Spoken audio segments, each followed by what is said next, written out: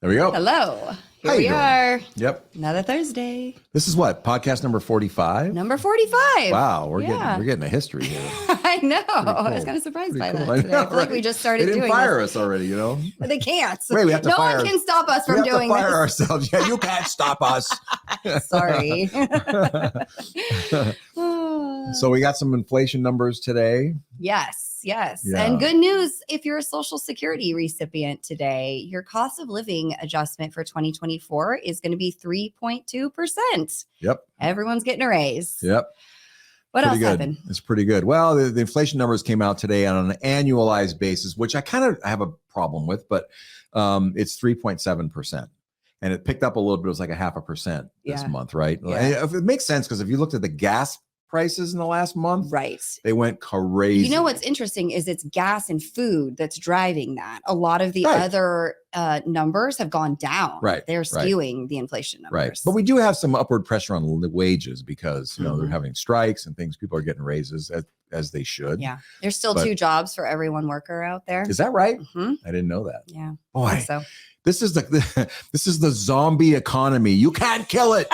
You know, you try I as love you that hard. term. It's true. Nor do we want to. It is really hard to kill. It really is ideal, you know, with the economy going so strong with everything that the Fed is doing, you know, things could be a lot more bleak. Yeah, we're kind of slowly regulating. It's not a bad thing. Right.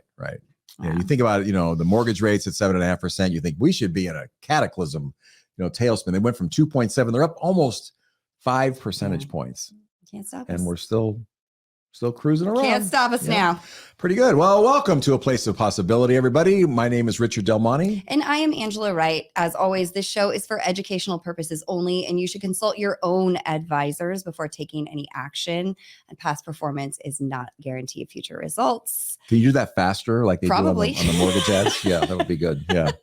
So we're happy to have you here with us. What are we talking about today? Today, we're talking about how to retire on a lump sum of money. Can you actually just contribute to a 401k your whole career and then live off of that money for the rest of your life? Like, what if you have a big savings? Yeah. And how, if this is even possible? Yeah, not only is it possible, it's actually, you have to do it in this world because there's no more pension plans to rely on. There's some people have them, but most of us Lucky don't. ducks. So, you know, we're going to show you how to do that today. Yeah. So the first thing we're going to do is define lump sum. I think our favorite thing to do in the financial industry is throw out terminology at you, a different term for the same thing.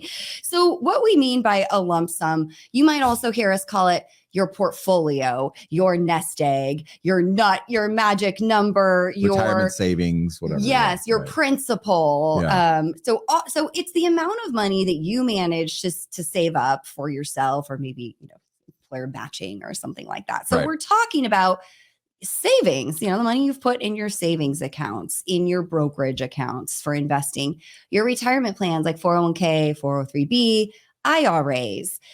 Maybe you have one of those great, amazing companies and you get a pension payout in the form of a lump sum.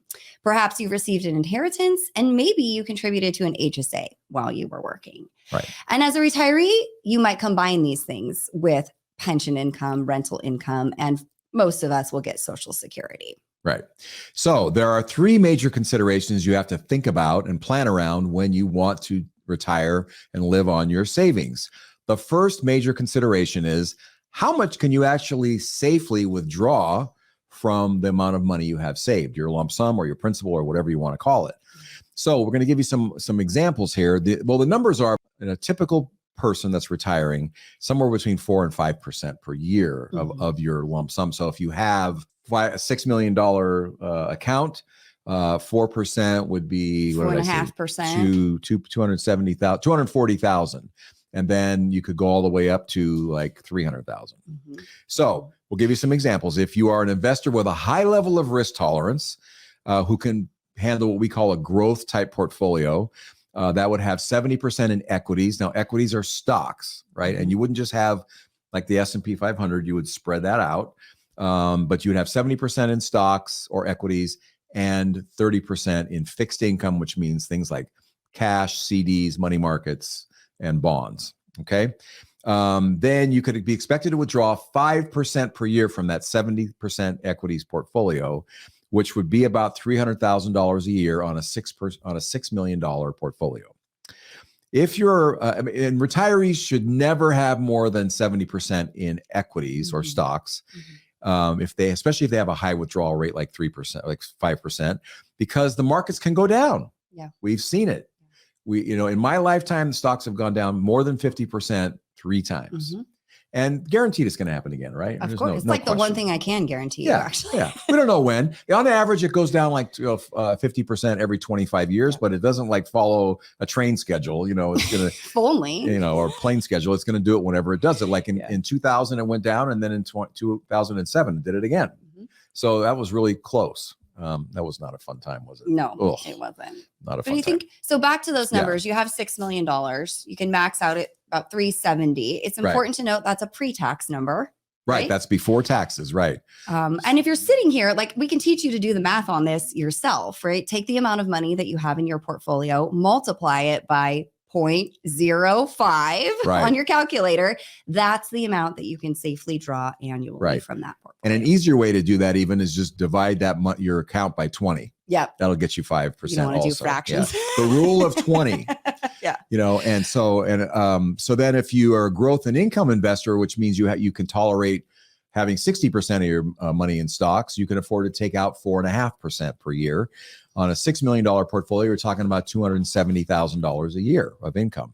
Someone more risk averse, could only tolerate having 40% of their money in stocks.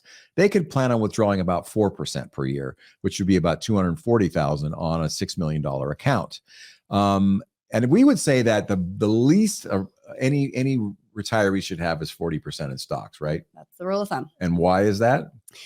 We're going to talk about this a little bit later, but the big point is we have to outpace inflation with our retirement income. We'll dig into this with some numbers. Right. Now, if you're someone who is white knuckle, or people that are white knuckle and they cannot take any risk in the stock market because they're afraid of whatever, then there is a portfolio for you too. It's called the end of the world portfolio. And so basically you would keep all your money in treasuries, CDs, money markets, things like that have no risk. And it's really important that you plan on living to be about 100 years old, because who knows how long we're going to live. But if you plan to live only till 90 and you happen to live 10 more years, guess what? You don't have any money. So you need to plan on living to at least 100. And so that portfolio, you would deplete your portfolio over your lifetime so that when you turn 100, there's no more money left. But if you needed, let's say, $10,000 a month in retirement cash flow, and you're 65 years old, you would need $120,000 a year times 35 years. That equals $4.2 million. And you're basically just taking out your principal. But what the great thing is, with the interest that you are going to earn, you're going to earn money on that money, but that's going to provide the inflation hedge, so that if you're starting out with $10,000 a month, by the time you're 100, it could be, $25,000 a month. And that's what the interest on the account does. So basically, even if you're completely risk averse, you can still do it, right? But you just have to plan for it. Yeah. Essentially, your nest egg has to be a lot bigger. Right. A lot bigger. If you're not willing to let that money be invested. Yeah. So speaking of, the second consideration is allocation, which is what Richard is talking about here. You have this amount of money. We've learned already how much we can safely draw from that amount of money. And then how you allocate it matters a great deal. There's this old adage that once we retire, we have to be really conservative with our investments, right? And it comes from the place of not having a ton of historical stock market data, people investing in a handful of individual stocks because they pay high dividends. Like that's how my grandfather invested, and how your dad did it. And that's what they had. And so they had to go to more conservative options, and they had to draw down their principal.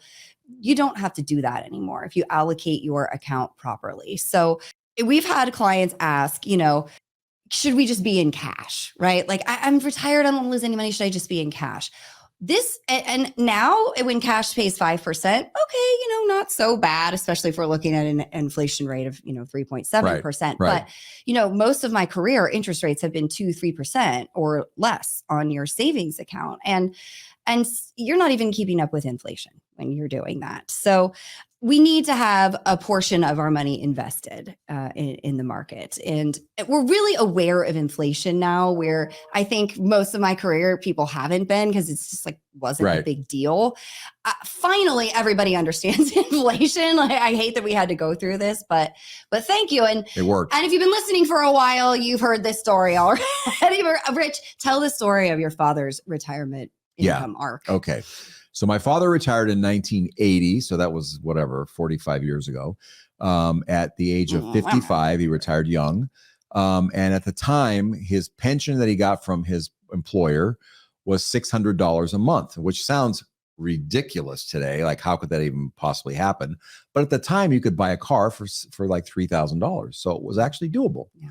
The problem is when my father died in 2012, 32 years later, he was still getting $600 a month, but that car that he bought right before he died had risen from $3,000 to $20,000. And now, of course, you can't even touch a car for $20,000. It's more like 40 at least, right? Yeah. So that gives you an example of what we're talking about. You can't rely on a pension or a steady fixed amount of money it won't provide the same amount of income to you over your lifetime. You've got to have an inflation hedge. Yeah. And this is where as a society, we think very short term, and this is a huge problem. People cannot project to age 90. They cannot fathom eggs being $20 a dozen. That will happen, and you need your income to keep up. No question. And so, like Richard said, the ideal amount of stock to bond ratio in your portfolio ranges between 40 to 70% for somebody who's retired. And that, it really does depend on your own tolerance for risk, your own investment experience. When you open that statement at the end of the quarter and there's a loss, how do you feel? Are you one of those people who's like, okay, fine, it'll be better next quarter? Or does it ruin your day? Those are some of the questions that you need to ask yourself. But best practice between 40 and 70% in stocks. It's enough to outpace inflation, but not so much in stock that you don't have money available to take your draw when markets are down. And so one of the things that we do when we construct client portfolios is ensure that they have years worth of draws, the money they're actually pulling to live on, in fixed assets like bonds and cash. And when we do this, you're able to ride out anything that's going on in the stock market, because you don't have to touch that portion, that bucket of your portfolio for many years. And, people often say, like, what's a reasonable return sort of expectation for a portfolio that has only, 40% in stock? This is important, right? Because when we hear investment return news, it's almost always the S&P 500 that we're hearing about. That is only the 500 largest United States stocks. There are tens of thousands of stocks out there, that you can invest in. And when you have, let's say, 60% of your portfolio in stocks, only that portion, and only a portion of that, is subject to what's going on in the S&P 500. So if the S&P is up 10, only a little portion of your portfolio actually got to capture that return. So in a 60-40 portfolio, do not expect to get 10% annual returns. And it's just not feasible, right? You're looking probably closer to 6 to 8% returns. Do you agree with that over the long haul? Absolutely, for sure. Yep. So, really you have to manage your expectations to mirror the real portfolio you have. But again, if you're earning 6 to 8% and you're drawing 4.5%, you're golden. You're banking some of that money. We got some examples to show you how this really works coming up. And one thing to keep in mind is that, there are going to be years when you lose money in your portfolio. Yeah, absolutely. It doesn't mean you can't draw from it that year. The way you want to think about it is like I use the analogy of a reservoir. And let's just say it's filling up at, a certain rate of return, a certain rate of water going into the reservoir. If you're a farmer down at the bottom of the dam and you're taking some water for yourself, you're taking a certain amount out of it at the bottom of the dam. And what if there's no rain that year? Well, you can still take your amount because the level of the reservoir will go down. And then later on, there'll be a flood again and it'll fill up and it'll be fine. So you can keep your steady withdrawals. You don't have to worry about the fact that the markets are fluctuating. Yeah. That also means on the flip side, when things are good, we don't spend extra. Right. You make 35%, you don't take out 30. Yeah. Exactly. Right. That's because it all evens out. Right. So the third consideration is taxes, the impact of taxes. What kinds of accounts do you have your money in that you are drawing your 4 to 5% from? Is it a pre-tax account like your 401k or an IRA that you put in money tax deductible? If you have to factor in the fact that you're going to have some tax to pay. So it won't be $300,000 a year. You might be only netting $200,000 a year for your spending account for spendable amount of money. And if it's in a trust account or your own personal account, the tax rate might be a little bit lower because it's not all taxable. Sometimes when you're pulling out money, it's just principal that you have and it's not taxed.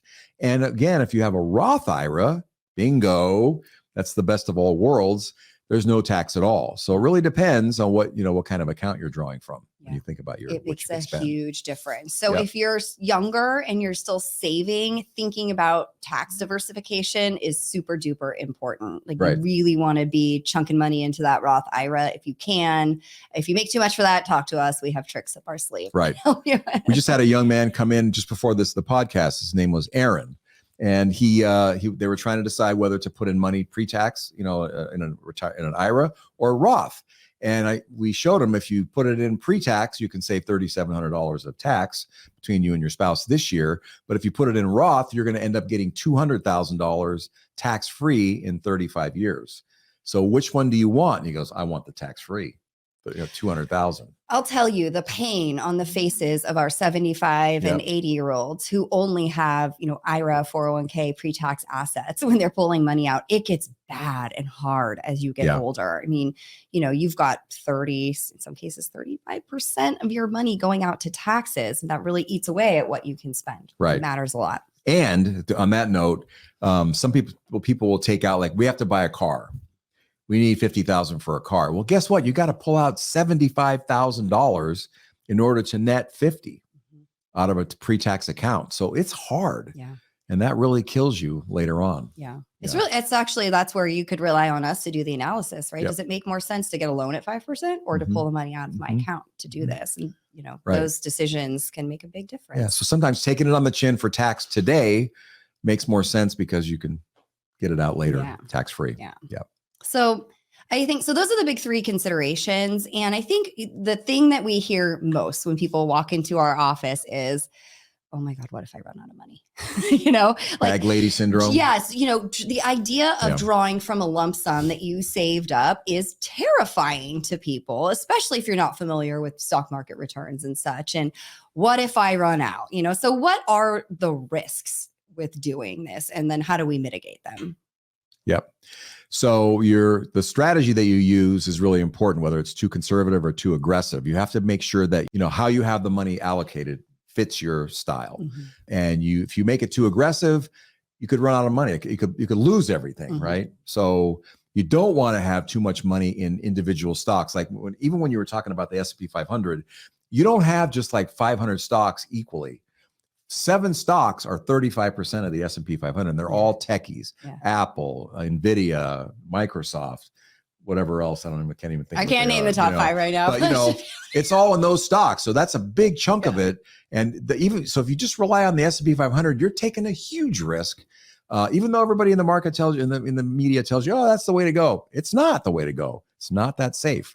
So you don't want to have too much money in any one security. We always say don't have any more than 10% of your assets in any single security, like Apple, for example, no matter how in love you are with it.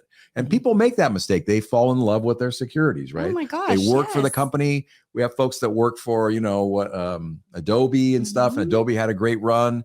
Nike, a lot of examples of people. Oh no, this company, we had one situation where we had a client who worked for Enron, and he didn't really feel comfortable diversifying his holdings, but he went away on vacation and he came back and he had no Enron stock. His 401k had mostly Enron. It was gone.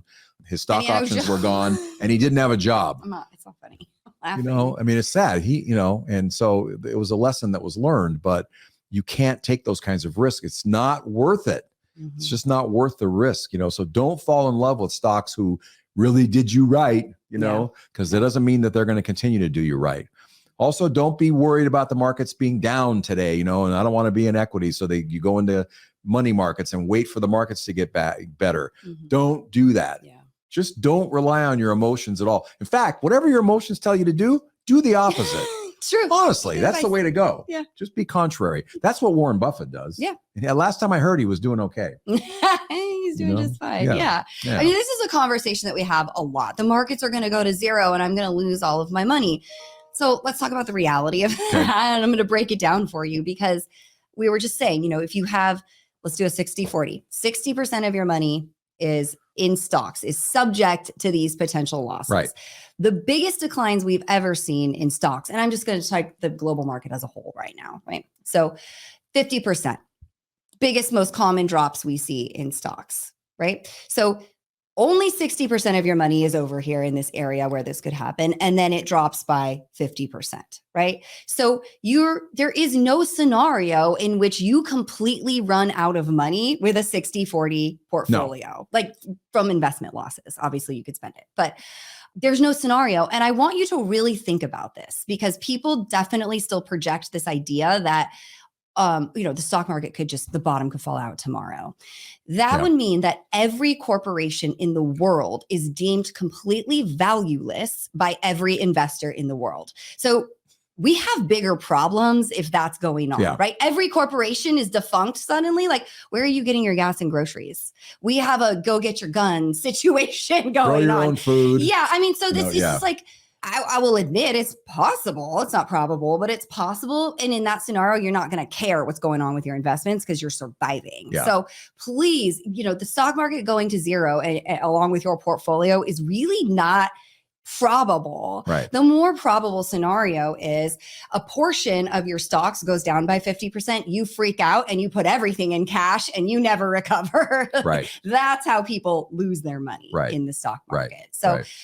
Like I said, we sometimes have 5 to 7 years worth of a client's income that they need in bonds and cash and things that are guaranteed by the government. To continue paying their interest and return the principal. So you really, if you have a well-constructed, diversified portfolio, eliminate that eventuality from your mind completely. You can weather any storm like that, that situation. Okay. So another risk is the inability to control yourself. If you have a big portfolio of, say $6 million and you're using it for retirement, you're withdrawing your 4 to 5%, whatever it is. People, we've seen these mistakes. They tend to raid the cookie jar, right? They treat it like a piggy bank. And that is fatal. Yeah. You cannot do that. If that's going to be your go-to, then you might want to think about doing something different. Like we got some ideas on QLACs and things like that, where you can put some money into the future for because you really don't want to spend it now. You don't want to run out, and you will. We had a situation where we had a client who couldn't stop withdrawals because he had kind of loser kids, right? And he kept bailing them out. They were living in his house for free.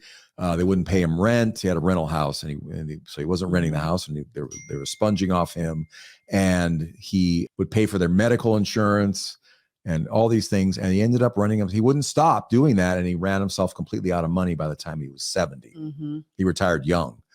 And it was a catastrophe. We just, our hearts were broken, but they couldn't stop them. Remember the one where you had the one who wanted to pay bail for the son?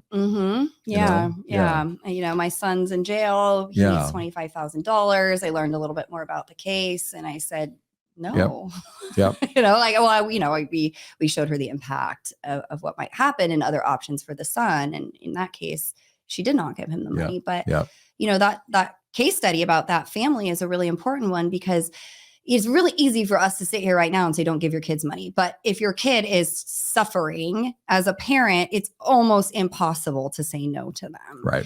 And I will just say, one thing you can put in your mind is if you run out of money, you're a much bigger burden to your children than not giving them, that $1,000 they need for school or their car or whatever they need. Like they can figure it out. Right. Especially if it's education related. They'll figure it out. Yeah. And so if you're getting your, $20,000 a month coming out of your portfolio, it doesn't mean that you can go and pay your property tax bill twice a year of another $50,000, or your, some contributions and Oh stuff my out of it, gosh, like yeah. your tithing or whatever. Those things they're over the long run, they're fatal. Yep. And that's a good point. You really need to make sure that your retirement budget is solid. And we just decided we're going to do a whole show on this. So stay tuned for that. Budgeting, because for sure. Because people forget about things like property. They say, I need 20 grand a month to live on. And then twice a year, you got to make a big old check out, or they forget about their charity they make assumptions like, well, I'm not commuting to work. I don't have to buy all those fancy clothes anymore. I'm going to spend less. Like, no, you're not. You're hanging out all day. Yeah. My favorite one is people are making like, $250,000 a year. They're saving nothing. And they say they can live on $5,000 a month when they retire. Yeah. It happens, and no, if you're spending every penny that you make at work, your spending is probably going to go up after you retire, because right now you're spending all your time working every day, for 8 or 10 hours. But instead, when you're retired, you got all that free time. Yep. You're not going to stay home and watch Netflix. Probably you're going to be out spending money. So you should plan on spending more, which is really feeds into the budgeting conversation, which we'll do another podcast on. Exactly. Yeah. And then I think, another point on budget and kind of the final risk that we wanted to talk about was not preparing for end of life or long-term care expenses. This one's really tricky now because the long-term care plans you can buy today are not as good as the ones that you could purchase in the 90s. The costs are going up. We're looking at $10,000, $20,000 a month here in California for this sort of care. The Medi-Cal asset limits are going away, but you still have income limits, which affect most of our clients. Yep. And this could be $10,000 to $20,000 a month at the end of your life. And it's a really important factor to build into your overall retirement plan and budget for this lump sum of money. Right. This is a good time to talk about QLACs, because if you're a person who is worried about having money at the last part of your life, or you think you're a spendthrift, kind of like, you might not be able to control yourself, right? Or or you're worried about your spouse doing that, right? Yeah. That's something you really can't control. There's a thing you can do called QLAC. I think it stands for Qualified Life Annuity Contract. And you can take up to $100,000 per spouse and put it into one of these annuities. And they basically, you defer having to take money out. This is part of your IRA or your, basically an IRA. And you, instead of having to take required minimum distributions starting at age 73, like you do today, you can actually defer those draws, those RMDs until age 85 or 90 on those $100,000 chunks that you put into your QLACs. So that sends money forward into the future. It's still an IRA, but you don't have to take any money out until you're really old. So it's kind of a thing that'll get you into the latter part of your life. And sometimes you only have to worry about just from now to 85 or 90, and then the QLAC takes over for the end of life.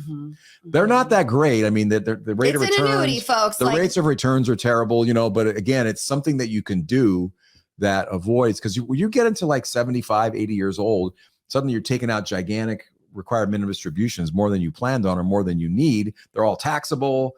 You might be spending the money because it's there. It can be kind of problematic for people. So QLAC is an idea to consider. Yeah. So we went over one real life example of somebody who retired on a lump sum and did not make it. Yeah. And, there's more reasons more were, examples. a lot of them, unfortunately. Reason in that case was overspending and not sticking to the budget. But let's end on a success story. Most of our clients are success stories. I will say now, we've been able to watch this whole arc for people. We've been doing this long enough now. So we have. Is that a shot? We've been doing that long enough. That way. I just had a birthday 2 days ago. I think it's a shot. Anyway, go ahead. You've now watched an entire 30-year retirement take place. Okay, yeah. All right. So we got Bob and Jane.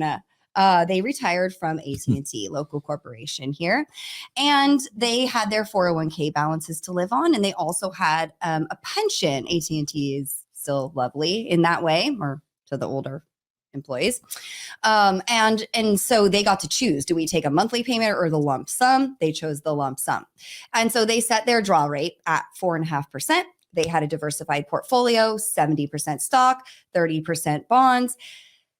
They did not have any pensions coming their way. So they had to rely on this income from the portfolio until Social Security kicked in. And these people nailed it. They never took more than the 4.5% that they said they were going to take. So they did their budget really well from the beginning. Right. They were able to give themselves cost of living adjustments through the years, 3%. They never wavered. When the markets were down, they'd call sometimes and say, oh, we're kind of scared. And we'd say, stay the course, or let's, get some more of your money into the equities at this point. And so they have pulled $150,000 annually from this portfolio. They've given themselves a cost of living adjustment. It's been 22 years, and they now have twice the amount of money in their portfolio than they started with. Bingo. It really is possible. Yeah. All those projections your financial planner shows you have you dying with $20 million in your account. That really is possible if you follow the best practices on how to retire and live on a lump sum. For sure. So, it really is possible to retire on a lump sum if you make good choices about your budget, about how you spend that money, and about how you invest it. It really can work just like the projections your advisor shows you. Absolutely. Yeah. Absolutely. Well, we hope this show has put some of your minds at ease. It really is possible to do this. Keep contributing to your 401ks. And if you have any questions or show ideas, please reach out to us at info@aplaceofpossibility.com. If you'd like to know if your lump sum will go the distance, please schedule a consultation with us by clicking on the link below. Don't forget to like and subscribe wherever you're listening so you don't miss a show. Rich, take us home. That's it for this week. Thank you very much for being with us. And remember, until next time, you're invested and so are we. Take care. Bye-bye.